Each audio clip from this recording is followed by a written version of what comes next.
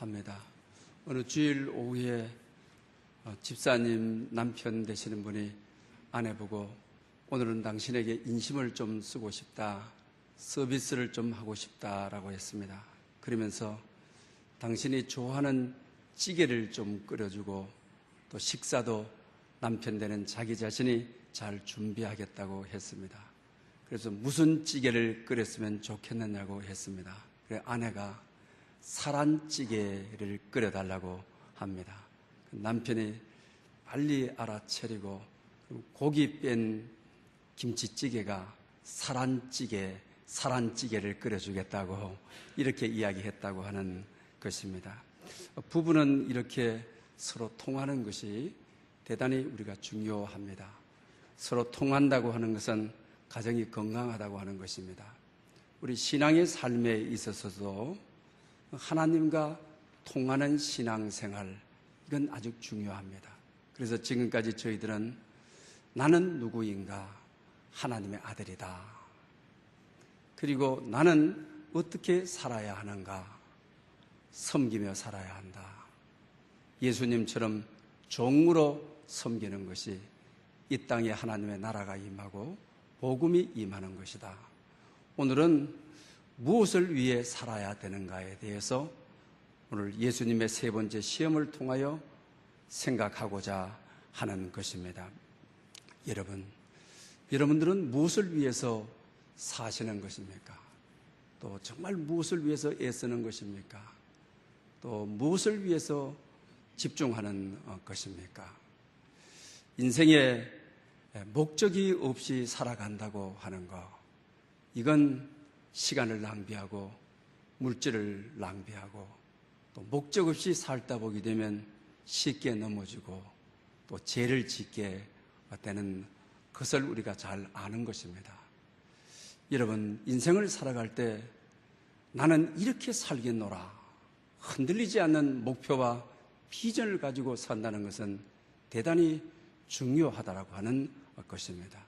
그래서 성경에도 꿈이 없는 백성은 망한다라고 하였습니다. 우리 인생에 분명한 꿈이 있고 목적이 있고 비전이 있을 때 우리는 성공적인 삶을 살아갈 수가 있는 것입니다. 여러분들은 내 인생을 걸 만큼 목적이 뚜렷한 삶을 살아가고 있습니까? 아니면은 목적 없이 그리고 또 잘못된 목적을 가지고 살아가지는 않는지 오늘 본문 말씀을 통해서 자기 자신을 조명해 볼 수 있는 시간이 되었으면 합니다. 헨리 나우엔의 마음의 문을 열고라고 하는 책에 인생의 목적에 대한 이야기를 하면서 이런 내용을 소개하고 있습니다. 정신과 의사가 어느 날 여자분이 환자로 오셨는데 아주 발작을 하면서 병원에 들어오면서 기물을 막 부수면서 혈기를 그냥 부리는 것입니다.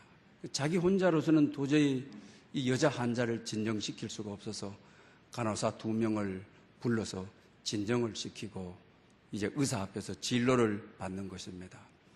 이 환자를 보는데 환자의 특이한 상황이 오른쪽 손을 주먹으로 꼭 쥐고 있는 것입니다.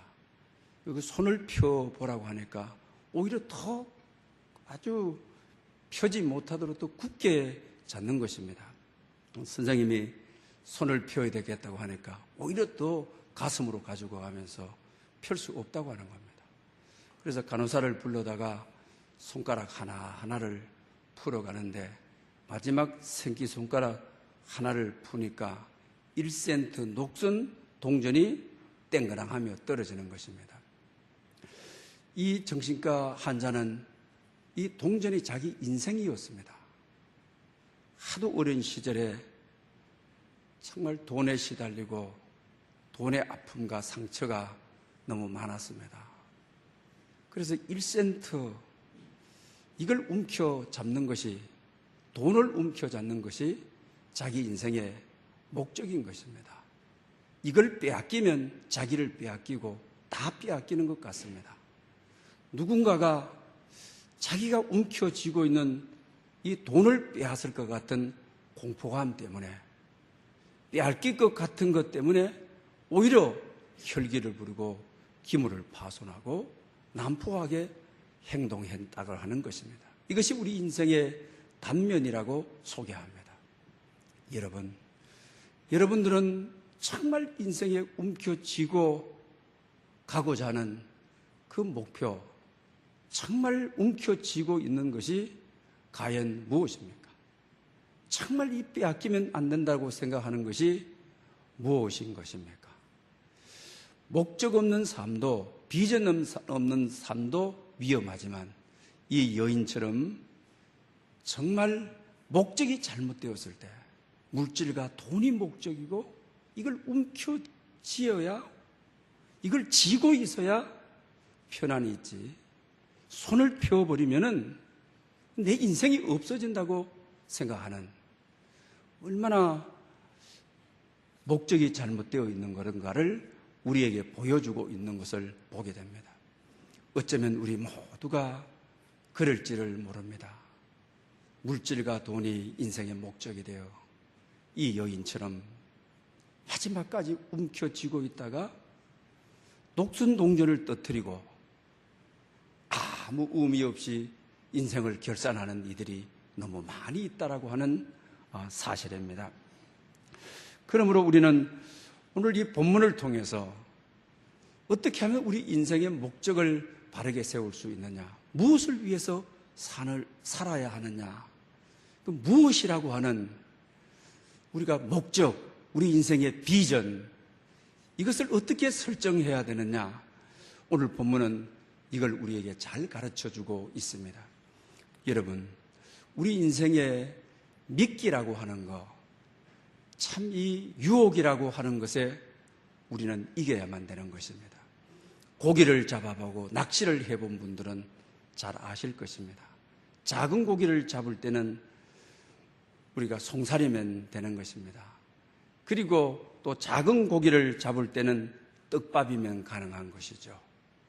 그러나 상어를 잡을 때는 떡밥 가지고 안 되죠. 오히려 이게 상어를 조롱하는 것입니다. 상어를 잡을 때는 물개가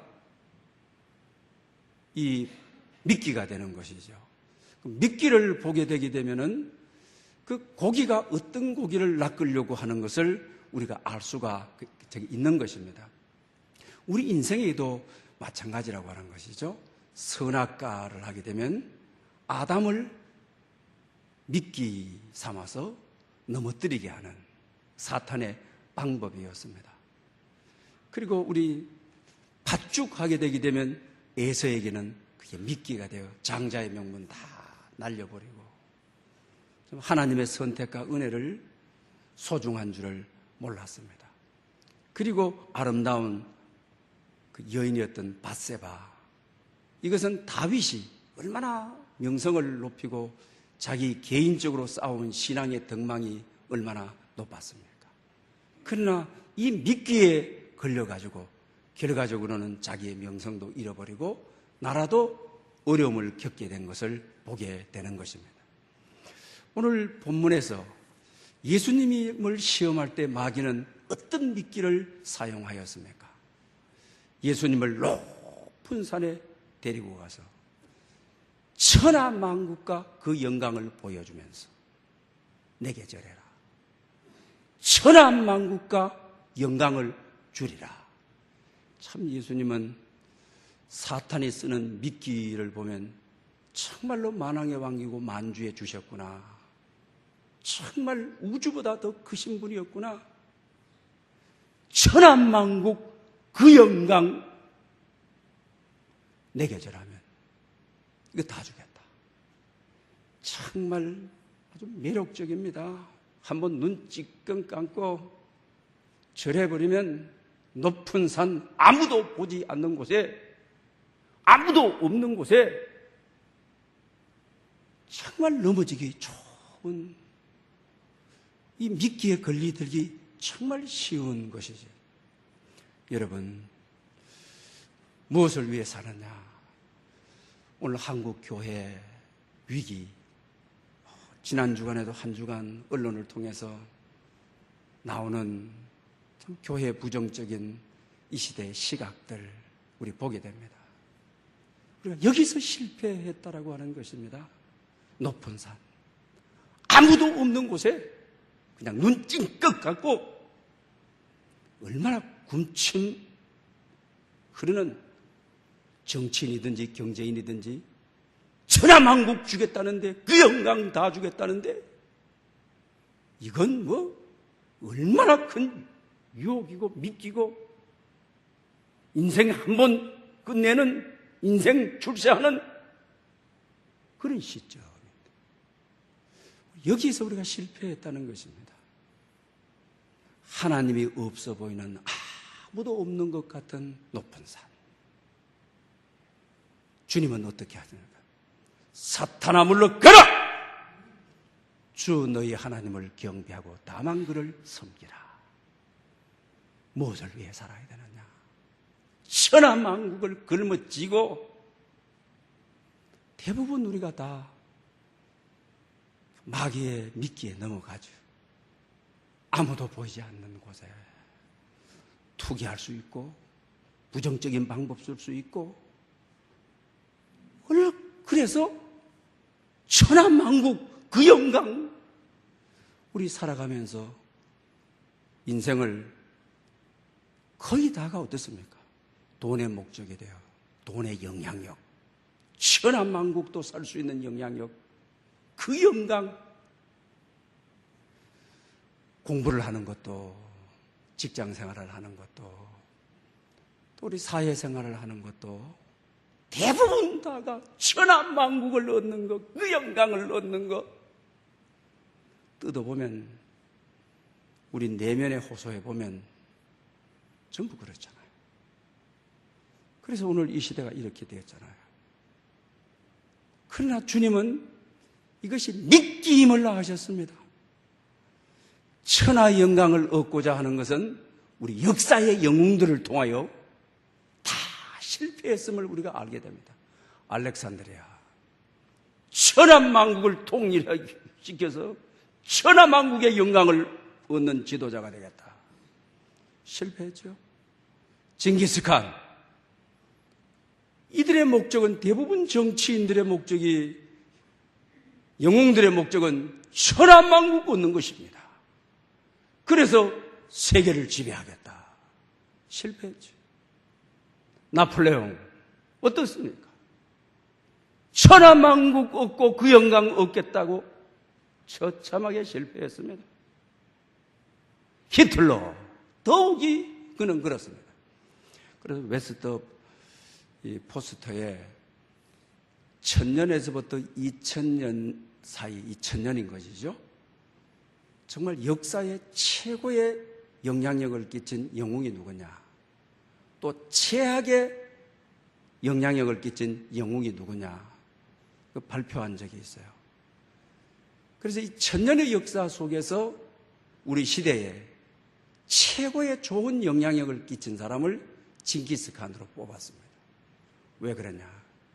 그는 동유럽과 태평양을 연결하는, 동서의 발전을 이루는, 동서의 문화가 교류되도록 하는, 지금 인터넷 시대인데 인터넷보다도 700년 앞선 국제 통신망을 이룬 사람이 징기스칸이다.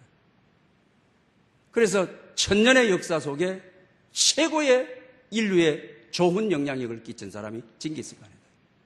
그 다음에 가장 나쁜 최악의 리더는 누구냐? 히틀러는 거죠. 그의 탁월한 지도력과 그의 웅변력, 유대인들을 엄청나게 학살하는 것.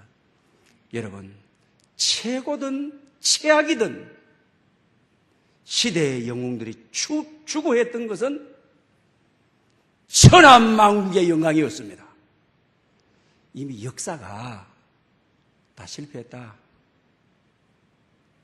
천하만국을 추구하고 그 영광을 따라서 살아가는 이들은 좋은 영향을 미쳤던, 나쁜 영향을 미쳤던 역사는 실패한 인물들이다라고 결론을 내린 것입니다. 주님은 이것을 너무나도 잘 아셨던 것입니다. 그렇기 때문에 사탄아 물러가라! 이렇게 할 수 있어요. 오늘 우리 시대에 정말 우리 성도가, 우리 한국교회가 정말 이 자리를 찾아가야 높은 산 아무도 보지 않는 곳에 재짓지 않는 하나님의 임재를 아는, 그리고 사탄의 유혹을 분별하는, 어느 누가 보지 않을 때 얼금슬점 비례를 통해서 천하만국의 권세를 주머니에 잡아넣고 하는, 이 유혹을 물리칠 줄 아는, 말씀이 말씀되는, 복음이 복음되는, 가장 높은 산에서 하나님의 임재가 있도록 하는, 하나님의 다스림이 있도록 하는, 주 너희 하나님만 섬기고 다만 그를 경배할지니라. 무엇을 위해서 사느냐? 주님의 영광을 위해서 산다. 주님을 위해서 산다. 천하만국을 위해 살지 않는다. 돈에 이끌려 살지 않는다. 물질에 이끌려 살지 않는다. 권력의 힘에 의해 끌려 살지 아니하겠노라. 이게 주님의 높은 산에서의 주님의 모습이죠. 정말 오늘 사탄의 유혹에 득실거리는 이 시대에 정말 아무도 보지 않는 곳에 하나님의 임재를 느끼고 하나님과 동행하고 하나님의 말씀이 살아있고 정말 달콤한 유혹이고 정말 한꺼번에 출세할 수 있는 길과 같지만 그것은 인생이 살아야 될 목적이 아니라고 하는, 비전이 아니라고 하는 것을 분명히 보여주고 있습니다. 주님은 어떻게 해서 이렇게 할 수 있었습니까? 그것은 다름이 아닌 주님의 가치 체계라고 하는 사실입니다. 마태복음 6장에 보게 되게 되면 들에 피는 백합화에 대한, 또 솔로몬의 입은 모든 영광의 옷에 대한 이야기를 하죠. 이때 우리가 정말 우리 인생의 목적을 어디에 두고 살아가야 되느냐, 비전을 어디에 두고 살아가야 되느냐, 뭘 위해서 살아가야 되느냐, 가치를 체계화해 주는 것을 보게 되는 것이죠. 주님께서 그러나 그러면서 내가 너에게 말한다. 솔로몬의 입은 모든 영광 들의 백합화보다 못하다 라고 하시죠. 들의 백합화는 자연이죠. 하나님이 창조자인 들의 백합화는 하나님이 꽃피게 하시고 하늘에서 비를 주시고 햇빛을 주시는 하나님의 작품이죠.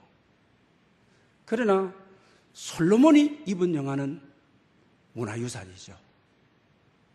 인간의 작품이죠. 정말 천하만국의 영광이죠. 왕의 옷이니까요. 권력의 상징이니까요. 오늘 본문이 말하는 대로 천하만국을 얻은 왕들이 입는 왕복이죠.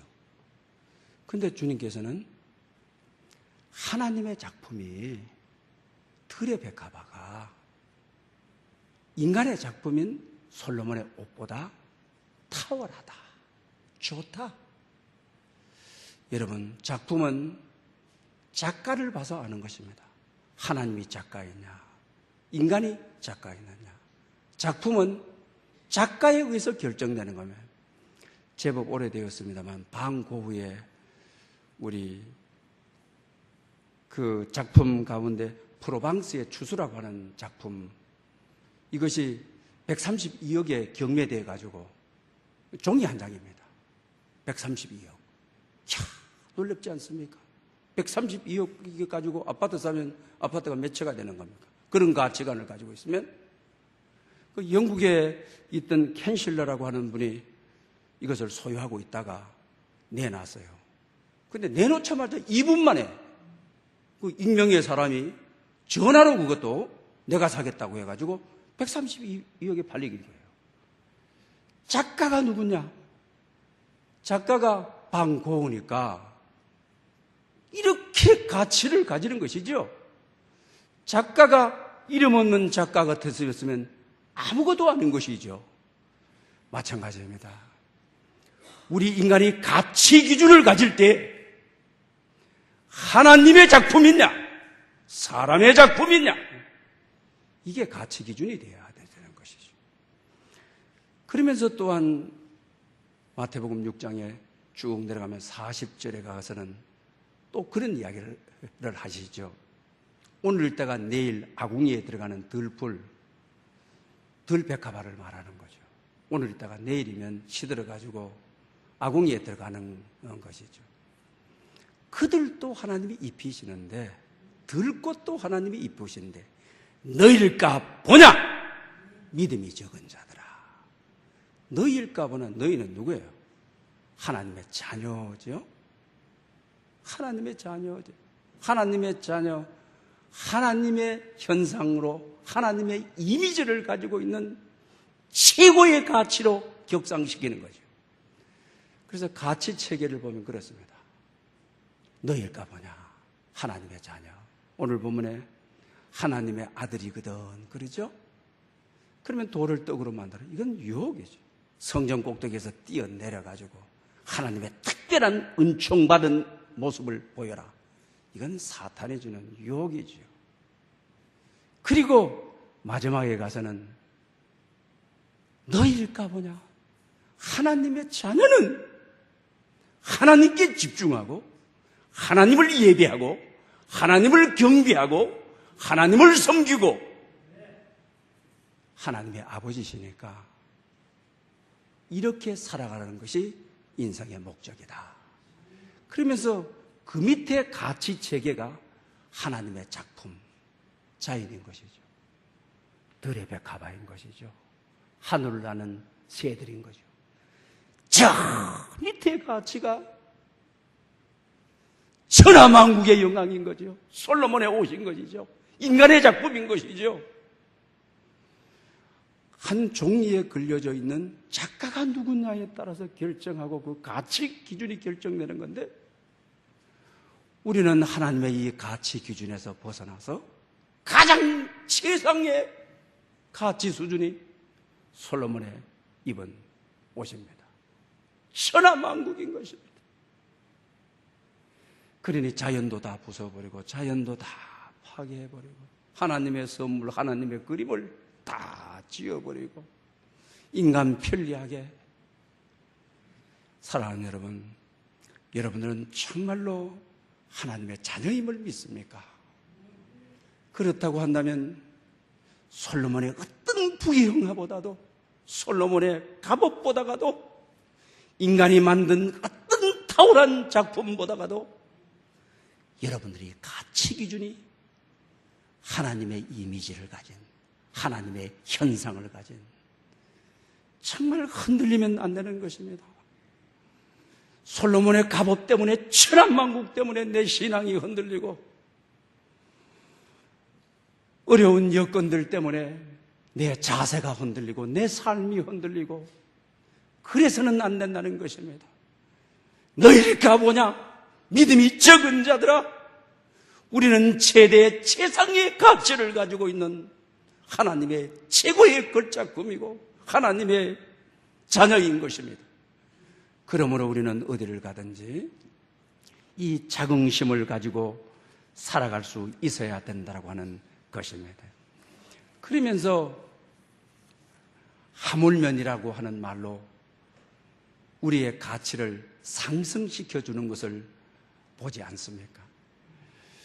마귀는 그러니 오늘 예수님 앞에 이 천하만국을 주겠다고 말하고 있는 것을 봅니다. 이것은 미끼를 소 앞에 통닭을 던지는 거나 마찬가지인 것입니다. 소에게는 통닭이 필요 없는 것입니다. 통닭을 먹지를 않습니다.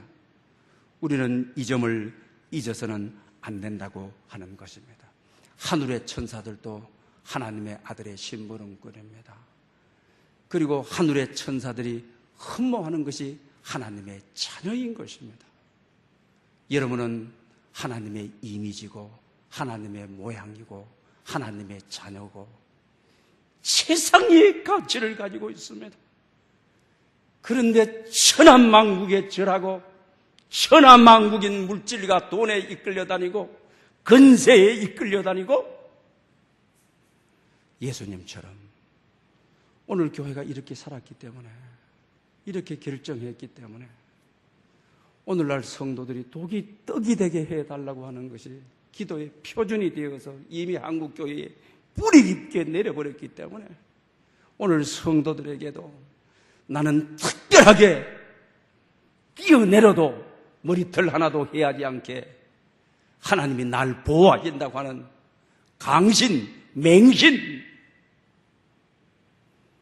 이것 때문에 하나님께 집중하지 않았기 때문에 하나님의 말씀이 임하지 않고 복음이 임하지 않고 하나님의 역사가 임하지 않고, 그래서 로마서 1장에 보면 그런 말씀을 해요. 썩어지지 않을 하나님의 영광을 사람과 새와 짐승과 기어다니는 동물의 우상과 바꾸려 하느냐? 썩지 않을 하나님의 영광, 하나님의 자녀된 세상의 가치를 가지고 있는 우리가 돈의 노예가 돼가지고 우상의 노예가 돼가지고 복 준다 그러면은 우상 앞에 가가지고 기어다니는 동물 우상 앞에 가서 절하고, 그러니 오늘도 물질 우상 앞에, 천한만국이라고 하는 물질 우상 앞에 절해라, 주겠다 이러죠. 그러나 주님은 아주 단호하셨습니다. 사탄의 미끼임을 아셨습니다. 사탄의 유혹임을 아셨습니다. 그러면서 사탄아 물러가라 했습니다. 그리고 하나님께 집중했습니다. 이 사역의 결과가 복음서에 보면 어떻습니까? 온갖 병자를 고칩니다. 물이 포도주가 되어지는 것입니다. 오병이어의 기적이 나타나는 것입니다. 우선순위가 바로 되었을 때 하나님의 나라가 임하는 것입니다. 복음이 임하는 거면 복음이 작동합니다. 주님이 가시는 곳에, 말씀이 임하는 곳에 온갖 지병이 물러가고, 그리고 마귀의 견고한 진이 파쇄되고 하나님의 위로하신가, 하나님의 은총가, 그리고 하늘나라로 가는 길이 아주 밝아지는 것을 보게 되는 것입니다. 사랑하는 여러분, 무엇을 위해 살 것인가? 내 인생의 목적을 분명히 하고 흔들리지 않는 목적, 어떤 바람이 불어도 어떤 역경과 환난이 와도 어느 누가 보지 않는 높은 산에서도 내 인생의 불변의 목적, 하나님의 영광을 위하여, 하나님을, 우리가 이 땅에 존재하는 이유가, 존재하는 목적이 하나님의 영광을 위하여, 나를 이 세상에 보내신 목적이 하나님을 경배하고 하나님을 섬기기 위하여. 오늘 예수님은 이 목적을 분명히 하였습니다. 그랬을 때 그 위에 공생의 이 시험을 경과하고 공생의 삶은 복음이 임하는 것보다 역사가 임해, 그의 발걸음이 닿는 곳마다 역사가 임했습니다. 그가 가는 곳마다 길이 되었습니다. 은혜가 되었습니다. 생명이 되었습니다. 그분 자신이 천국 가는 길이 되었습니다. 하늘로부터 오신 분은 하늘로 가는 길을 우리를 너무나도 잘 안내했다고 하는 것입니다. 그러므로 우리 인생의 목적을 분명히 하고 비전을 분명히 하고 살아가는 여러분 삶 속에 말씀이 임하고 복음이 임하고 하나님의 나라가 임하기를 축복합니다. 할렐루야. 영광 받으시기에 합당하신 하나님 아버지, 오늘 저희들 이렇게 불러주시고 우리 인생의 목적이, 우리 인생의 비전이